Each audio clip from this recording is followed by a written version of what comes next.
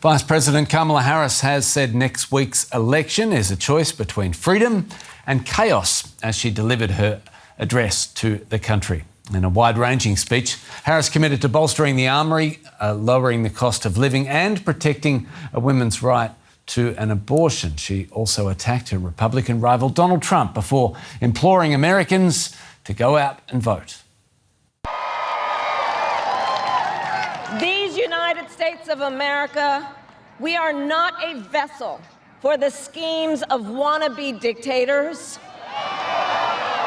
The United States of America is the greatest idea humanity ever devised.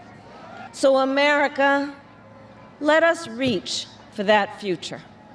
Let us fight for this beautiful country we love.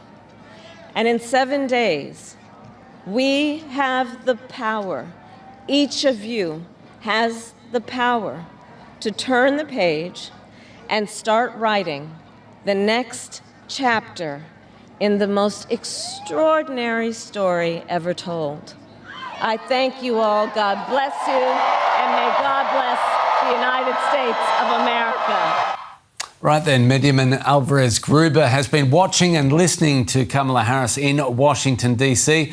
Benjamin, many saw this as an opportunity for Harris to deliver her closing argument as to why she should be made the next president of the United States. How did she make her case? She said that in less than 90 days, it will be either her, Kamala Harris, or Donald Trump in the White House, saying, as you rightly pointed out, that one is an option for freedom and also of showing how the country can be developed further, and the other is an option for chaos. And that's something that she referred to over and over during her speech, also starting with the fact that this is happening at the ellipse that's close to the White House that you can see here behind me, the same place where Donald Trump on January 6th of 2021 called for his supporters to walk and to protest at the Capitol. So she always repeated this message of saying that Donald Trump is a threat, and also saying that if she makes it into the White House, she will have a to-do list. And if he makes it back into the White House, he would have a list of enemies. So always pointing out the differences towards the policies that he will present to the policies that Donald Trump will present.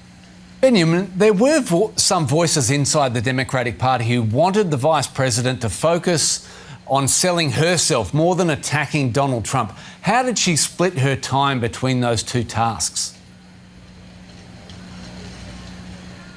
That's a criticism that she's not only getting from within the Democratic Party, that she's just attacking Donald Trump and not saying what is she offering. With many saying that it's not enough to say I'm not Donald Trump for people to vote for Kamala Harris, especially those who are still undecided when there's only 1 week left for the presidential election here in the US. And the big criticism also comes from the fact that she is not distancing herself enough from the policies of Joe Biden. She's in a difficult position because on one side she cannot distance herself too much from Joe Biden, from President Biden, who's still her boss, but at the same time she needs to confront the fear that many have that she would just be a continuation of Joe Biden and of his policies.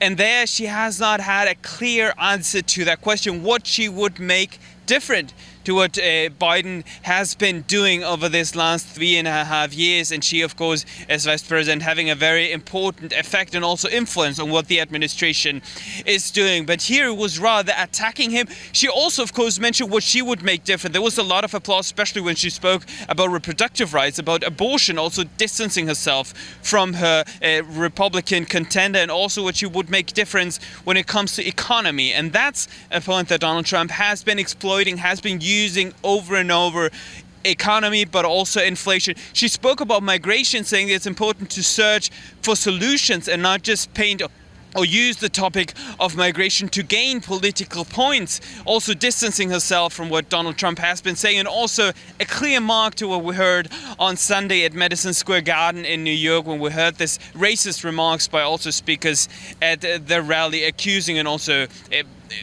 really using really harsh words when it comes to Puerto Ricans. Ben, every poll points to razor-thin margins in this election. How are the candidates going to spend their last days, and perhaps more importantly, where are they going to spend these days? Both of them will continue campaigning, and that's also important to note here. This is called a closing argument, but it's far from being the last rally. It's a very symbolic place, and that's what the campaign also said, saying that more than 75,000 people were here on their national mall. Police says more than 50,000. Of course, always there are different numbers there, but Kamala Harris will be in Arizona, will be in Nevada, and Donald Trump will also be campaigning. They will be in Pennsylvania, a very important swing state.